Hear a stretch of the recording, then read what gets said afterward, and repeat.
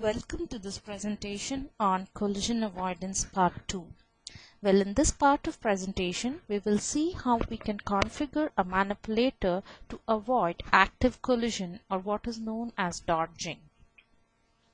So in the previous presentation, we had observed how a manipulator has been configured to avoid an object which is fixed at a certain position, and that's called as static collision avoidance. Well, in this part of the presentation, we will make this object to move, and we would configure the manipulator to avoid colliding with this moving object. So how do we set this object to move? Well, by default in Actin, when a manipulator or an object is added, it is set as fixed base. So let's first make this object as a floating object. Select the join configuration option under the edit menu and select the object that's been added and uncheck the checkbox called fixed base here. Save the setting. Do the same thing under control system parameters for the object that's been added. So select the object under this combo box, double click on the control system parameters, and notice that there is an option called fixed base out here. So uncheck this checkbox as well and save the option.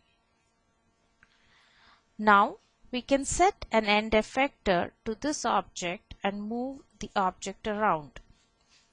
So select the object. Notice that there's no end effector, so add the default end effector and hit the play button, and now you notice that we can move the ball around or the object around in the system. But this object, when it comes near to the manipulator, it goes right through the manipulator, or it's colliding with the manipulator. And the manipulator is not configured to avoid collision with this moving object. So how do we configure such that the manipulator avoids this object when it comes near to it? So let's see how we can do it. Stop the simulation and select the control system parameters. And this time we would configure the parameters for the gamma 2 manipulator. Double click on the control system parameter and select this option of collision avoidance. Set the weights, the joint limit avoidance weight to -2 and the collision avoidance weight to 0.2 and save the setting. Well, we would need to configure certain other parameters as well. So double click the control system parameters for gamma 2 and select the collision avoidance, and notice that there are certain properties associated for collision avoidance. So the property of check environment value should be true. Set the boundary value to about 30. And this avoidance distance here indicates the distance at which the manipulator senses the moving object and tries to dodge.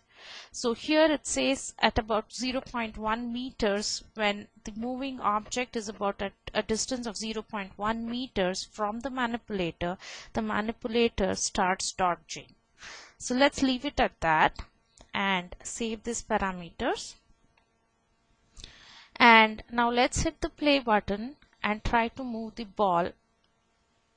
And now you notice that as the ball approaches the manipulator dodges itself to avoid colliding with the object.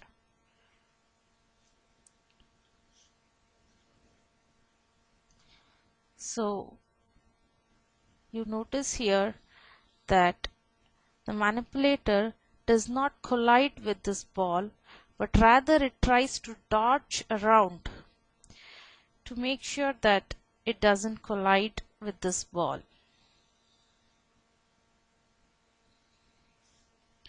So now the manipulator has been set up for avoiding collision with a moving object or what is called as the active collision avoidance or dodging.